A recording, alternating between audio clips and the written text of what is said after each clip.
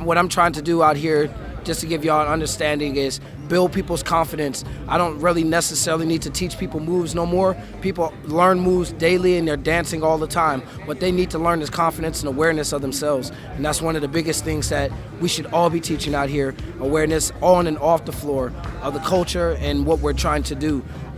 So people can be more than authentic of themselves.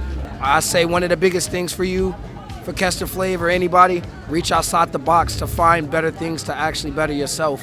You know, take a break from what you probably specialize in and give it a break for a minute so it can breathe for a little bit. Break your comfort zone, step out into the lion's den, get out there and put yourself in the Gladiators circle, you know what I'm saying, and see what you're made of, because you'll never know, and then you'll always what if, and nobody wants to hear a what if story.